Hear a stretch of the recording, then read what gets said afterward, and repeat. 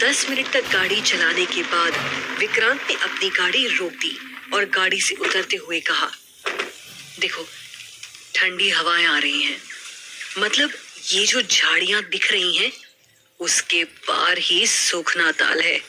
चलो भाई लोग आ जाओ। विक्रांत के ऐसा कहते ही दोनों दोस्त गाड़ी से उतरे और विक्रांत के पीछे पीछे जाने लगे।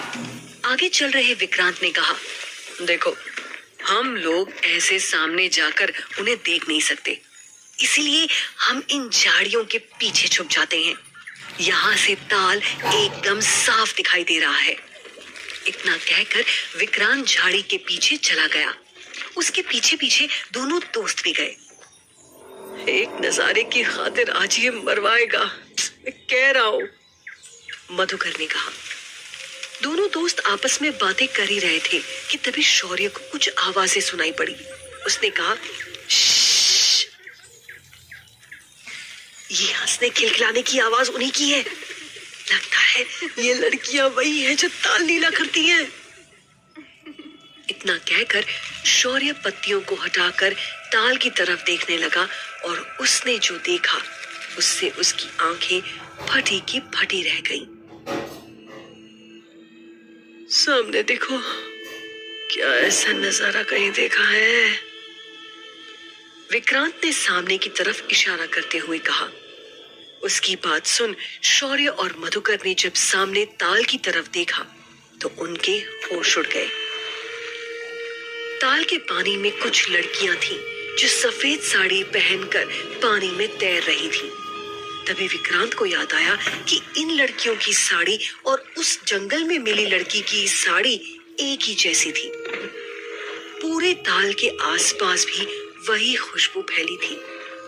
ताल में नहा रही लड़कियों की साड़ी कुछ इस तरह से लिपटी हुई थी कि उनके शरीर की बनावट साफ साफ दिखाई पड़ रही थी। इस दृश्य को देख कोई भी अपना सब कुछ भूल सकता था और यही हो रहा था विक्रांत और उसके दोस्तों के साथ।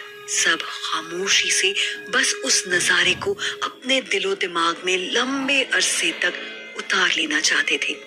तभी मधुकर धीरे से पूछ बैठा, भाई इतनी ठंड के मौसम में और ताल के ठंडे पानी में ये चारों क्या कर रही हैं? ये सुन शौर्य ने झल्लाते हुए उसके मुंह पर हाथ रख दिया और फिर विक्रांत ने ताल की तरफ देखकर कहा, चुप रहो, वो जो भी कर रही हैं उन्हें करने दो। ये नजारा कहाँ हमें रोज रोज देखने को मिलेगा। ये बोलते ही तीनों के बीच फिर खामोशी छा गई। शाम ढलने वाली थी और विषानियों का रहस्यमय स्नान अब अपने आखिरी पड़ाव पर था। ये रहस्यमय स्नान विषानियों के लिए एक प्रक्रिया थी जिसके बारे में किसी को नहीं पता था। ये स्नान बहुत ही गुप्त तरीके से किया जाता था और इसे देखना किसी के लिए भी वर्जित था। ताल लीला के बाद अब लड़कियां ताल से निकल भीगी साड़ी में ही वहां से जाने लगी। ये लोग तो जाने लगी। विक्रांत ने थोड़ा चिल्लाकर कहा। वो सारी लड़कियां अभी आगे बढ़ी रही थीं कि तभी विक्रांत ने महसूस किया कि उन लड़कियों में से एक ने उसकी आवाज सुनी।